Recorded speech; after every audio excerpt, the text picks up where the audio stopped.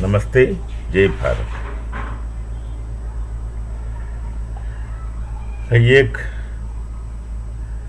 आधुनिक पुरानी कहानी सुना रहा हूं, छोटी सी। आजकल की तारीख है। यमराज के कहने पर चित्रगुप्त ने एक प्रकार का घंटी बनाया। वो घंटी का स्वभाव ये है, जब पृथ्वी में कोई भी बेबुनियाद अति भयंकर झूठ बना करके समाज में जब फैलाएगा, तब यमपुरी में घंटी बजेगा। तो बना के रखा चित्रगुप्त ने यमराज से कहने पर। एक बार ऐसे हुआ, अति भयंकर रूप से घंटी बजने लगा, लगातार खत्म ही नहीं हो रहा था, लगातार घंटी बजते गया। तो यमराज पूछे, भैया क्या बात है, तुम्हारे बनावटी में कुछ गड़बड़ तो नहीं हुआ? तो चित्रगुप्त ने ढूंढ फिर के बताया, भैया। यमराज को बोला, प्रभु ये अपना धरती में भारतवर्ष जो है ना, हमारा सबसे प्रिय। भारतवर्ष में जो विपक्ष के लोग झूठ बना कर समाज में फैला रहा है, किस्म किस्म का झूठ बना के समाज में फैला रहा है, वो बंद ही नहीं होते। एक तो संसद में झूठ बोले, फिर बाहर जाकर समाज में झूठ बोले, फिर अखबार वाले का झूठे खबर। ये सब अभी घंटी बंदी नहीं होगा, शायद घंटी का प्रवर्तन हम बंद करेंगे, नहीं तो हमें सो नहीं सकता यार। इतना है। हम कहें भैया, इसी को कलयुग कहेंगे। कलयुग। लोग हमारा युग के चिंतक पद्धति को लेकर के जो नासमझ लोग हैं, वो उनका पल्ले नहीं पड़ते। इस पल्ले जब नहीं पड़ेगा तो बोले तो कुछ भी नहीं है। कलयुग है, और प्रत्येक युग का प्रत्येक युग धर्म होता है। तभी तो सत्य युग होता है, त्रेता युग होता है, द्वापर युग होता है, और घोर अधर्म वाला कलयुग होता है, जहां अधर्म को ही धर्म समझ करके लोग रहेंगे। खुद का संतोष के लिए कुछ भी कर लेंगे, कुछ भी कर लेंगे, कुछ भी कहेंगे।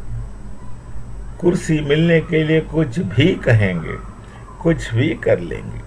हाँ, यदि ना मिला या कुर्सी मिलने का या कुछ अवधि या कुछ स्थिति प्राप्त करने का अवसर नहीं दिखेगा, तो विनाश में उतर जाएगा। बताते हैं कि हम आग जलाएंगे, आग लगा देंगे। बिना आग जला के नहीं लगा सकता ना। पहले उनका दिमाग के अंदर आग जलेंगे, फिर आग लगाएंगे, सबको आग लगाएंगे। क्यों? मुझे मिठाई नहीं मिला, आग लगाएंगे। मुझे मिठाई नहीं मिला, मैं पैदाइशी मिठाई खाने वाला हूं। मुझे मेरा जन्म ही इस कुर्सी के लिए हुआ। अगर मुझे कुर्सी नहीं मिला, मैं तहस नहस कर दूंगा। छोड़िए, उनका उत्कार की बात ही अलग है। तो युग है, युग धर्म है। जो अभागन व्यक्ति इस युग में जीने के लिए सेलेक्ट हो गया, या उनका जीना कलयुग में है, तो उन्हें भुगतना ही है। हाँ, कलयुग में युग धर्म है, इतना है। तो कलयुग में धर्म लेकर जीने का भी उपाय है, वो तो कभी बाद में बताएंगे। अब देखिए, युग, लोग जो अंग्रेजी का मतलब जो विदेशी, जो नहीं जानता भारतीय ज्ञान परंपरा के बारे में, वो जो विदेशी पाठ को ये हर चीज समझते हैं, जो कॉग्निटिव साइंस को कॉग्निटिव साइंस को ही सब चीज़ साइंस है, उसका अतिरिक्त कुछ नहीं है। और जो पुराना भारत में जो भी है वो सब फालतू है, कोई मतलब नहीं है। एक बड़ा बुद्धिजीवी मुझे कह रहे, एक बार तो कह रहे थे, सुना मैं भी, कह रहे थे ऑब्सिलिसेंस, यू सफर फ्रॉम ऑब्सिलिसेंस। बोला ठीक, बस उनका समझ का 50 सीसी इंजन कैपेसिटी में वही होगा। और भारतीय दर्शन को समझने के लिए थोड़ा बड़ा इंजन कैपेसिटी होना चाहिए, पता नहीं कितना चाहिए, पर थोड़ा बहुत तो ज़्यादा होना चाहिए। तो कलयुग बोला, और कलयुग से पहले द्वापर युग था। एक बात तो है, हमारा जो आजकल की कलयुग भी ऐसा नहीं है कि 4 ही युग है, तो बता रहा हूँ मैं, उसी के लिए वीडियो किया।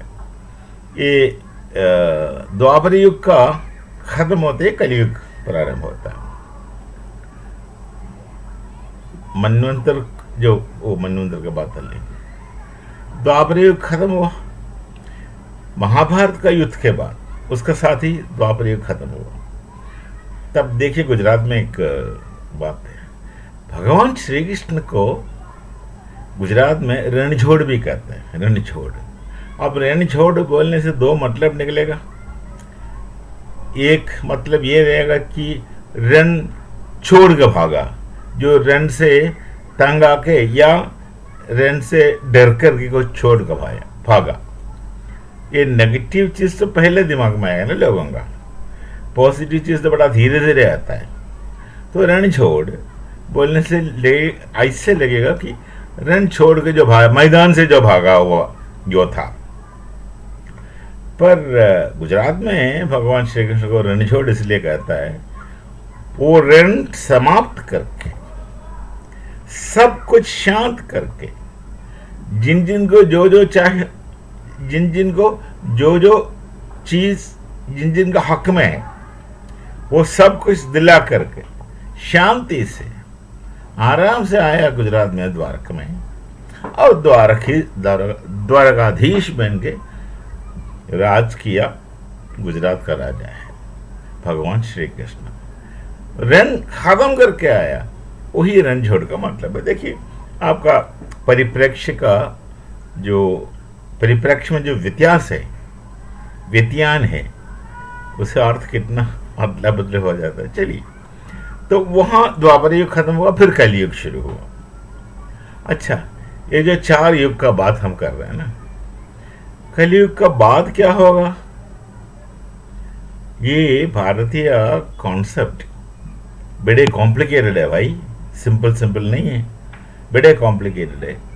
ये टाइम कॉन्सेप्ट भारत का, जो समय काल गणना जो भारत का है ना, वो साइक्लिकल है, लीनियर नहीं। जो साइक्लिकल काल गणना में देखिए, बड़ा मजे की बात है। मैं हल्का बोलकर तो छोटी सी बात करके समाप्त करूंगा। 4 युग है, और कलयुग के बाद चौथा युग के बाद युगांत्य, प्रलय, फिर से शुरू, 4 युग। कितना समय है सब लिखा रखा, बड़ी किताबों में हर चीज है। हमारा पल्ले नहीं पड़ेगा तो बात अलग है कि हर चीज है। तो ऐसे जब 71 युग होगा, 71 युग का एक साइकिल खत्म होगा, उसी को एक मनवंतर कहता, एक मनवंतर कहता है, मनवंतर। 14 मनवंतर होगा, एक कल्प होगा। अब इसमें बड़ा कॉम्प्लिकेटेड कहानी है, मुझे वो अंक देखना पड़ेगा, बता रहा हूं। एक मनवंतर का समय 306,720,30 इतना साल है। और उसमें 852,000 डिवाइन ईयर्स बोलता है। एक डिवाइन ईयर, जो डिवाइन ईयर मैं वही बता रहा हूँ जो मिल रहा है मुझे, 360 सोलर ईयर्स है। और हर युग में, युग साइकिल होता है ना, युगा साइकिल होता है, हर युगा साइकिल में रिपीट होता है। फिर 14 मनवंतर को लेकर के एक कल्प का कॉन्सेप्ट है। कल्प कितना साल है, बड़ा लंबा लिखना पड़ेगा। एक कल्प होता है, और आसानी से समझने के लिए बड़े सरल, तो भारत में ये भी है, सरल, बहुत सरलता से समझाएगा आपको। विद्वान होने का जरूरी नहीं, उनको ये बताया जाएगा भाई ये कल्प है तो ब्रह्मा का 1 साल है। नहीं, 1 साल नहीं, 1 दिन है। भगवान ब्रह्मा का 1 दिन एक कल्प होता है, और कल्प में इतना आता है। कितना युग आता है? 71 युगा साइकिल्स होता है। नहीं, 71 × 14, 14 × 71 मतलब 994 युगा साइकिल्स होता है। ये कैलकुलेशन बड़ा कठिन है, इसलिए बताए ब्रह्मा जी का 1 दिन है। और वो कितना 432 मिलियन, 4.32 मिलियन ईयर्स एक कल्प का समय है। और हर कल्प में 14 मनवंतर रहता है। और हम आज कौन सी मनवंतर में है? 7th मनवंतर, शायद 7वें मनवंतर में है। और हर मनवंतर का नाम भी होता है, हर मनवंतर का अलग मनु भी होता है, बड़ा कैलकुलेशन है। और मनवंतर संध्या होता है, एक मनवंतर खत्म होकर दूसरा शुरू होता है। बहुत गड़बड़ कैलकुलेशन है, बैठ करके लिख करके, कागज पेपर लेके लिख करके बैठ के इसको बनाना पड़ेगा। अब बात में रमानिए, आप सब लिख रखो। यदि बड़ा पहुंचे हुए अच्छा मैथमेटिशियन नहीं है तो कैलकुलेशन ही भूल जाएगा। और एक और चीज़ है, बताऊंगा बाद में, भारतीय काल गणना। ये तो भारतीय काल गणना का एक हिस्सा है। कल्प, मनवंतर, युगा वगैरह, युगा साइकिल। और देखिए, कोई भी चीज परमानेंट नहीं है। एक प्रत्येक समय में हर चीज के नष्ट होगा और पुनर्जीवित हुई होगा, कोई स्थिर नहीं है। वास्तव में कितना साइंटिफिक सोच है। चलिए, बात किया था घंटी जो बनाया था यमराज का कहने पर चित्रगुप्त जी ने बनाया, और घंटी बजते हैं आजकल। अब घंटी को बंद करने का स्विच को कैसे क्या कहेगा हिंदी में? गमन आगमन यंत्र। कोई भी शक्ति, कोई भी करंट, जो अंग्रेजी में बोलते विद्युत शक्ति, उसे आने जाने के रोकने का या वो चालू करने का यंत्र, ठीक है। तो कोई स्विच यदि उसमें है तो बंद करवाएंगे, उसको मेन स्विच ऑफ करेंगे, क्योंकि ये घंटी अभी बजना बंद नहीं होने वाला है। भारत का समाज में इतना छूट फैला रहा है, कुल मिलाकर सब साथ है, सब हाथ साथ है। जिनको अपना पैर के नीचे से जमीन निकलने जो दिखता है ना, आज तक झूठ मूठ लोगों का, बाकी लोगों का मेहनत का पैसा खा रहे थे, खुद का तो नहीं। मेहनत का रोटी तो नहीं तोड़ते लोग, शॉर्टकट में तोड़ता है। बाकी लोग मेहनत करता है, हम तो आराम से उसी में से जरा सा चोरी तो है, खा लेता है। उनका था भाई रहना सहने में थोड़ा दिक्कत आ गया, थोड़ा सा ही तो दिक्कत आया, तो उनसे रहा नहीं जाएगा, सहा नहीं जाएगा, चिल्लाएगा। देखो कैसे चिल्ला रहे हैं, किस हद तक चिल्ला रहा है। चिल्ला के भूल रहा है कि क्या क्या कह रहा है। बोलते जाएंगे, इतना निराश, इतना संकट होते रहता है। तो वो घंटी वाले यंत्र का तो बात यही है। चलिए, फिर ये युग धर्म होगा, इस युग में यही करना होगा। चलिए, अभी जब तक फिर एक दूसरा वीडियो लेकर आ जाएंगे, तब तक नमस्ते, जय भारत, जय श्री राम।